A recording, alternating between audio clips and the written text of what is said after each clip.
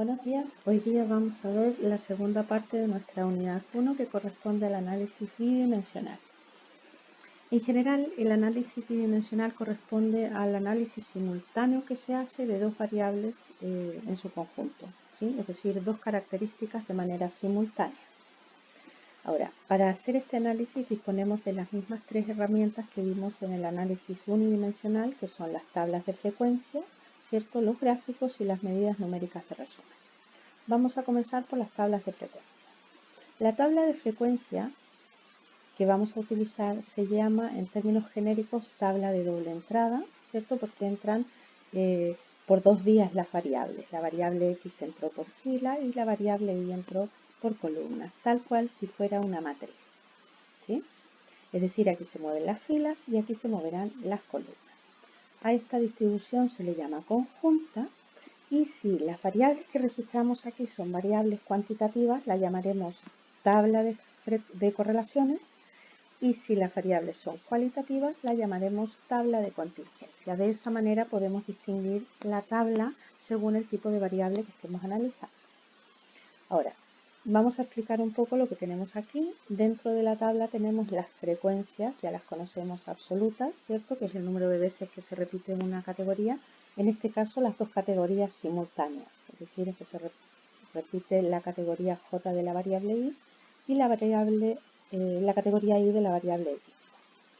Luego tenemos los totales de las frecuencias tanto por filas como por columnas, a las que resumiremos en el caso de las filas como n sub i punto, ¿sí? Por ejemplo, n2 punto equivale a la frecuencia de la segunda fila sumada a través de todas las columnas como lo manifiesta el punto. En el caso de n.2 muestra el resumen o la suma a través de todas las filas para la columna 2. Y por último tenemos n punto que es la suma de las frecuencias tanto por fila como por columna. Bien, todas esas explicaciones están dadas aquí, incluidas las frecuencias relativas que, como ya vimos en el caso unidimensional, se pueden obtener simplemente dividiendo cada frecuencia absoluta por el total. Bien, vamos a definir ahora las distribuciones marginales. Las distribuciones marginales no son más que cada una de las variables analizadas de manera aislada de la otra. Por lo tanto, tendremos una marginal fila, ¿sí?, que sería en este caso X, con sus respectivas frecuencias marginales, y luego tenemos la marginal FI, donde tenemos la variable Y con sus respectivas frecuencias marginales. Bien, ahora cabe mencionar que las frecuencias marginales relativas pues se podrán obtener dividiendo cada frecuencia absoluta por el caso total, ¿verdad?, tal cual lo hicimos en el caso unidimensional. Bien, veamos un ejemplo. En el ejercicio 25 nos presentan una tabla de doble entrada. Un segundo, que se me ha ido todo para abajo. Aquí está. En el ejercicio 25 se nos presenta una tabla de doble entrada en la que tenemos, por un lado, el nivel de productividad que entra por la fila y el número de licencias médicas que entra por las columnas, ¿sí?, cada una con sus respectivas categorías. Aquí dentro entonces tenemos las frecuencias absolutas y en los totales están las marginales. Expliquemos entonces qué significa el 7, por ejemplo.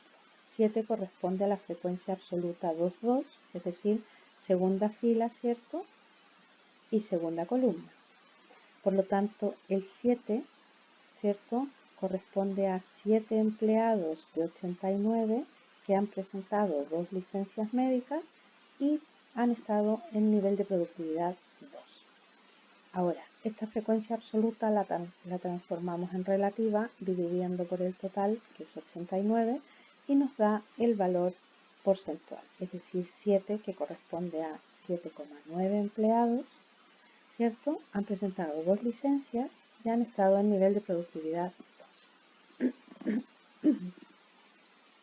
Bien, luego nos piden las distribuciones marginales. Las marginales ya eran evidentes, aislamos productividad con sus respectivas frecuencias, ¿cierto? Totales fila, y dividiendo cada una de sus frecuencias por el total, obtenemos las frecuencias relativas. Si aislamos el número de licencias médicas, ¿cierto? Con sus respectivas frecuencias marginales que tenemos aquí en el total, tendremos entonces nuestra marginal columna. Dividiendo cada frecuencia por el total, obtenemos las frecuencias relativas. Bien, nos piden entonces, ¿qué podemos decir del número de licencias que han presentado los trabajadores? Bueno, lo más evidente es que las categorías tienen frecuencias similares, por lo tanto diríamos que es una distribución bastante uniforme. No hay una categoría que esté por sobre otra. Y luego, ¿qué podemos decir respecto del nivel de productividad? Tenemos categorías bastante similares, pero con una clara tendencia al alza. Es decir, en las categorías de productividad más altas hay frecuencias mayores. Por lo tanto, hay trabajadores que han entrado en niveles de productividad más altos que bajos, ¿sí? Las diferencias no son excesivas, pero sí se nota la tendencia. Luego nos dicen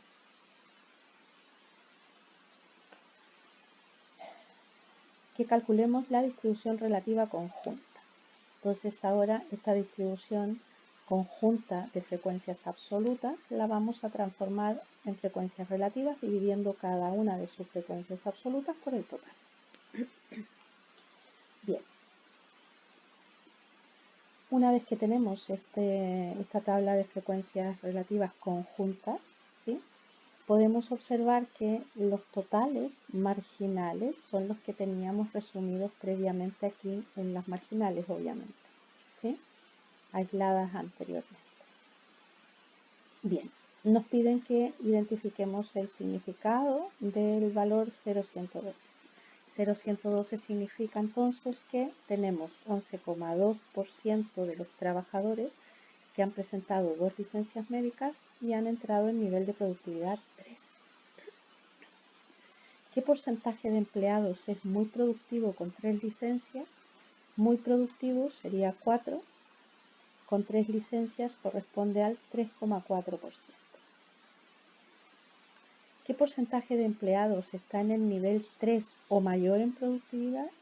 Nivel 3 o mayor sería 3 y 4, lo que corresponde al 28% y al 29,2%, es decir, el 57,2% de los empleados está en nivel de productividad 3 o mayor. Luego nos pide qué porcentaje de empleados han presentado 2 o más licencias. 2 o más licencias serían 2 o 3, es decir, el 31,5 y el 36%. O sea, en total un 67,5% de los empleados han presentado 2 o más licencias. Bien, nos presentan en el ejemplo 26 otro caso bidimensional en el que tenemos en las filas, es decir, en la variable y en este caso entró el número de horas adicionales de trabajo que realizan los 32 empleados analizados, y la variable X que entró por las columnas recoge el número de retrasos de esos empleados. Entonces nos piden interpretar el valor N34. N34 corresponde a la tercera fila, cuarta columna, por lo tanto sería 5. 5 significa que 5 de los 32 trabajadores, ¿cierto?, han presentado 7 retrasos y han debido realizar 11 horas adicionales de trabajo. En el apartado B nos piden explicar el significado de N3 punto. N3 punto corresponde a la frecuencia absoluta de la tercera fila sumada a través de todas las columnas, que corresponde a 10, que sería la marginal. Y significa que 10 de los 32 trabajadores han realizado 11 horas de trabajos adicionales, sin importar el número de retrasos que hayan tenido. Y por último nos piden interpretar n.2, que sería la frecuencia absoluta de la segunda columna sumada a través de todas las filas, que en este caso es 8. Lo que significa que 8 de los 32 trabajadores han presentado 3 retrasos, sin importar el número de horas adicionales que hayan realizado. Muy bien. Vamos al ejemplo 27, que nace de nuestro ejemplo 26 recién y nos pide ahora determinar las marginales. Entonces vamos a determinar la marginal fila, que en este caso corresponde a las horas adicionales de trabajo, ¿cierto? Aislamos entonces la variable con sus respectivas frecuencias absolutas en este caso. Dividiendo cada una de las frecuencias absolutas en el total, obtenemos las frecuencias relativas. Vamos a obtener ahora la marginal columna, ¿cierto? Obtenemos entonces la variable, cada valor de la variable, con sus respectivas frecuencias, y dividiendo cada frecuencia absoluta en el total, obtendremos sus frecuencias relativas. De esa manera entonces obtenemos las marginales solicitadas.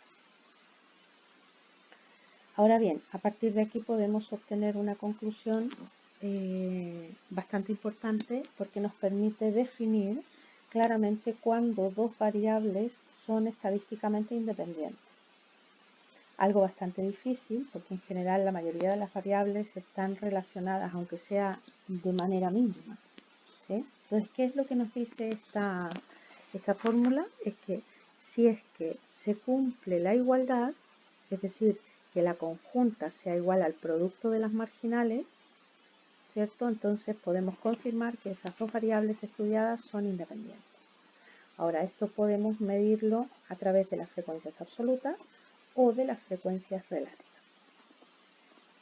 ¿Sí? Vamos entonces a ejemplificar esto utilizando nuestro ejemplo 26 en el caso del ejercicio 28. Entonces, en este caso se nos pide verificar la independencia de las dos variables que estábamos estudiando, el número de retrasos y las horas adicionales de trabajo que realiza un empleado. Entonces, yo he seleccionado una cantidad, en este caso el 5.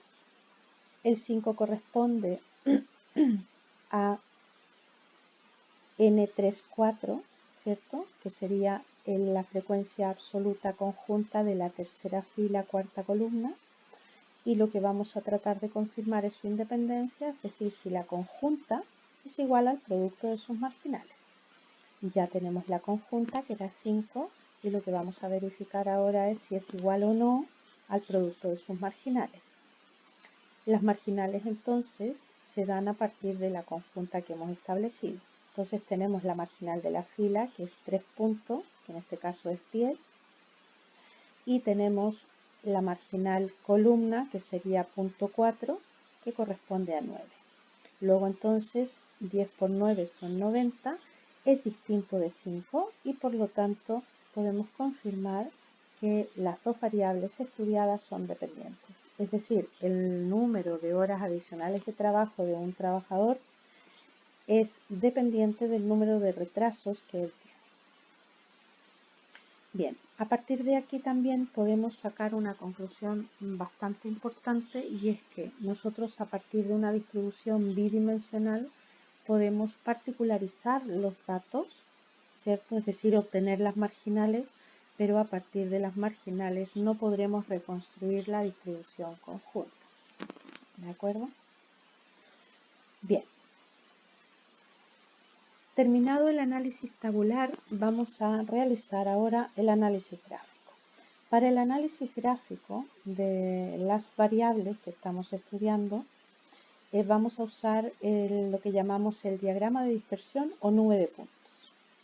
El diagrama de dispersión o nube de puntos consiste en el registro bidimensional, ¿verdad?, de los pares ordenados, es decir, de las dos variables que tenemos que generan esta nube de puntos. Entonces, según la forma que adopte la nube, nosotros podremos identificar la forma que tiene esa relación. Si la nube de puntos es una nube ascendente y muy homogénea, diremos que la relación es directa o positiva y muy estrecha. a diferencia de si la nube de puntos es muy homogénea pero inversa. Diremos que su relación es muy estrecha pero inversa o negativa. La otra situación que puede ocurrir es que la nube de puntos sea muy heterogénea, en la que ni siquiera a veces podemos distinguir la tendencia si es ascendente o descendente. En esos casos diremos que la relación que existe entre las dos variables es mínima. Y por último, también puede ocurrir que tengamos una relación no lineal, es decir, una relación cuadrática o otra. Entonces, que quede claro que nosotros con este diagrama de dispersión lo que procuramos estudiar son las relaciones, ¿cierto?, lineales entre estas dos variables que estamos estudiando, ¿cierto? Pero este mismo diagrama nos permite dilucidar muchas veces si esa relación que tienen es lineal o no, ¿de acuerdo? Bien, vamos a ejemplificar el diagrama de dispersión. Vamos entonces a nuestro ejemplo 29. Nos presentan el precio de venta de un producto y el número de unidades vendidas. Entonces, si nosotros realizamos el diagrama de dispersión, ya sea manual o en cualquier software, incluso en Excel resulta muy fácil, entonces podemos observar que la nube de puntos es una nube descendente muy estrecha. Por lo tanto, esperaríamos que la relación que hay entre la cantidad de unidades vendidas de este producto y su precio sea muy estrecha, pero inversa. Es decir, en la medida que aumenta el número de unidades vendidas, el precio disminuirá y en la medida que disminuye el número de unidades vendidas, el precio aumentará. Muy bien, vamos al análisis numérico, ¿cierto? Como última herramienta de análisis bidimensional. En el caso de las variables cuantitativas, tenemos dos indicadores. Tenemos la covarianza y el coeficiente de correlación. Es muy importante traer del análisis unidimensional los promedios y las varianzas ya sabidos, es decir, que los sepamos más o menos identificar, calcular e interpretar, porque los vamos a utilizar ahora. Entonces, la covarianza, por un lado, recoge la variabilidad conjunta que tienen las dos variables, pero de ella solo sirve su signo. Es decir, la magnitud no me la puede indicar. Por lo tanto, se queda un poco coja la información porque solo voy a poder obtener su signo. Por eso necesitamos otro indicador que también, además del signo, nos dé la magnitud. Ese es entonces el coeficiente de correlación. Este coeficiente de correlación utiliza a la covarianza, ¿cierto? Corresponde a su numerador y está dividido por la multiplicación de las desviaciones típicas unidimensionales que yo mencionaba anteriormente. Ahora, este coeficiente de correlación fluctúa entre -1 y 1. ¿Sí? En la medida que esté más cercano a -1, la relación es más inversa, más fuerte. Y en la medida que esté cercano a 1, su relación es más fuerte, pero directa o positiva. Y en los valores centrales cercanos a 0, la relación es muy baja. Bien, ahí hay otra fórmula de la covarianza con la que se puede calcular todo bastante más fácil. ¿Sí? Haremos este cálculo una vez a mano y luego ya habrá que aprender a utilizar la calculadora. Bien, aquí hay una regla de interpretación para que no la olviden del coeficiente de correlación que acabamos de comentar. Bien, vamos al ejemplo 30, que viene de nuestro ejemplo 29, del número de unidades vendidas y el precio de venta, ¿cierto? Y nos piden calcular e interpretar el coeficiente de correlación. Registramos en esta tabla todos los valores de x de y, los valores de x cuadrado y cuadrado y los valores de x por y. ¿Sí? Traemos también el caso unidimensional los promedios y las desviaciones típicas, ¿verdad?, de cada una de las variables. Con todo ello entonces ya podemos ir a calcular la covarianza.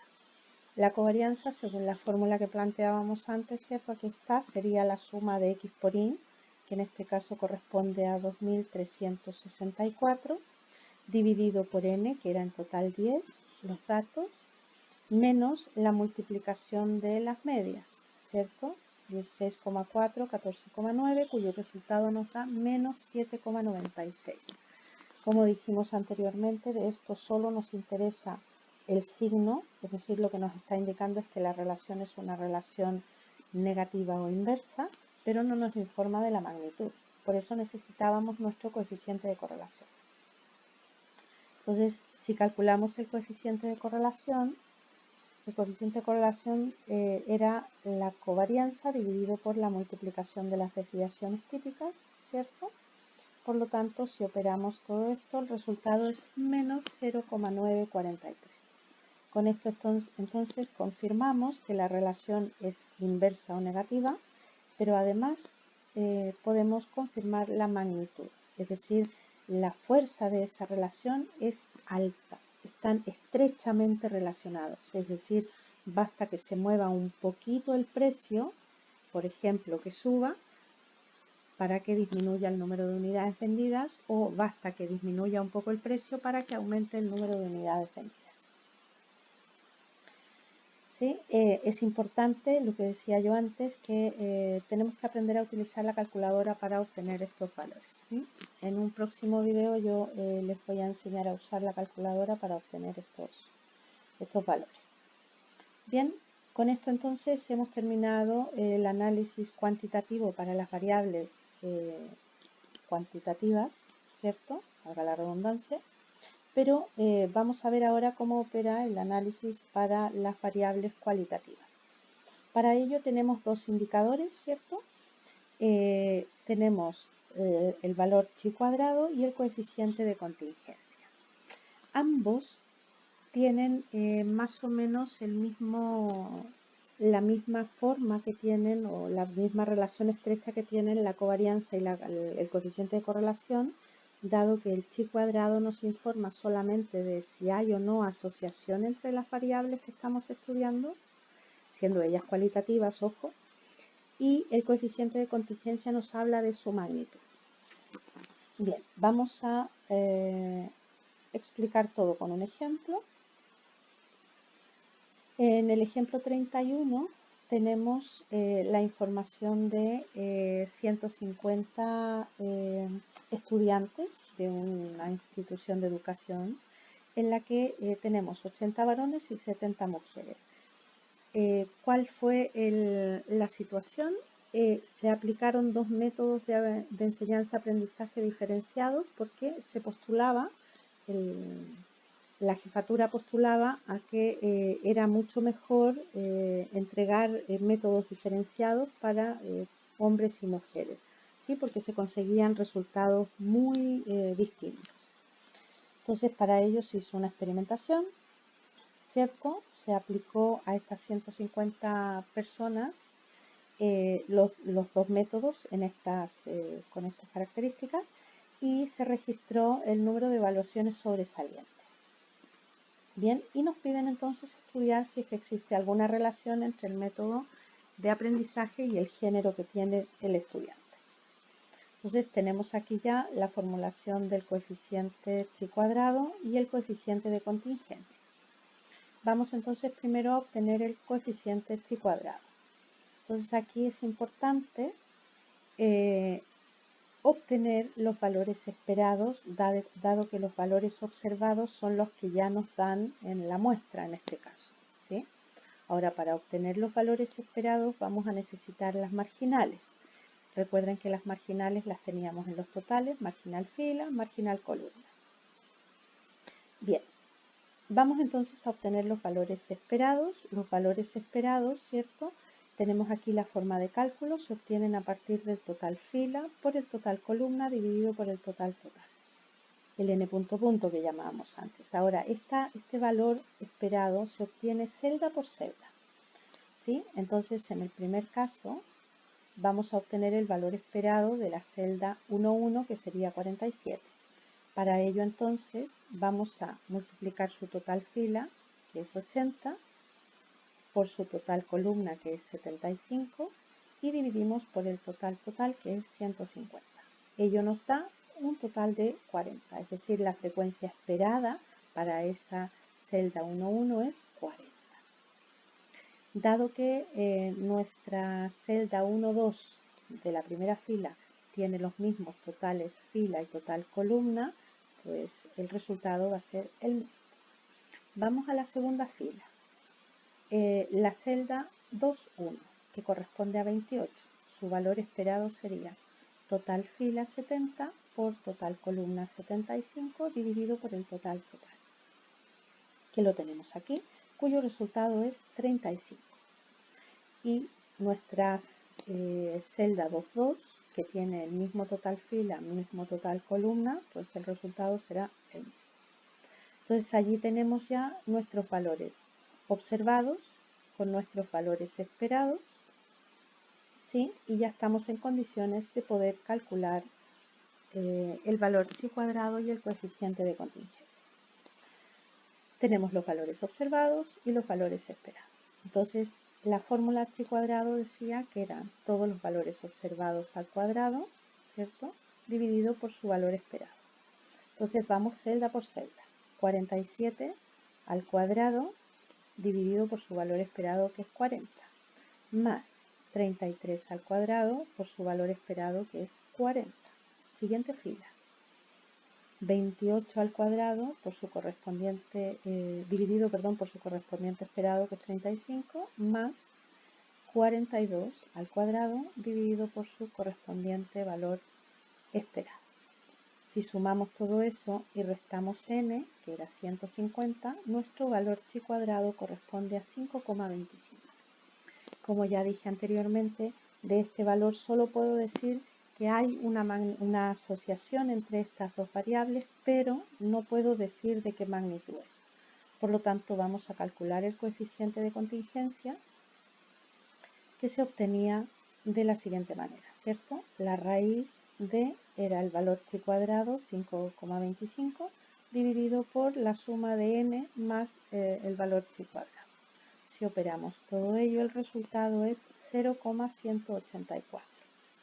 Ahora, este resultado nos indica que el coeficiente de contingencia, al moverse siempre entre 0 y 1, en la medida que estoy más cerca de 0, la relación o la asociación de las variables es mucho más pequeña, más baja, es mínima. En cambio, en la medida que está más cerca de 1, la asociación entre las variables es más estrecha. Por lo tanto, en este caso el resultado, al estar muy cerca de 0, nos indica que la asociación que existe es muy baja. Es decir, ¿existe una asociación? Sí, pero es muy baja. Por lo tanto, a la pregunta, ¿tiene sentido realizar un método de enseñanza-aprendizaje diferenciado para los estudiantes hombres y mujeres? Claramente la respuesta es no, porque no obtenemos unos resultados que sean significativamente diferentes. ¿Cómo lo sabemos? Porque el coeficiente de contingencia es muy bajo, cercano a 0. Con esto entonces terminamos nuestra unidad 1.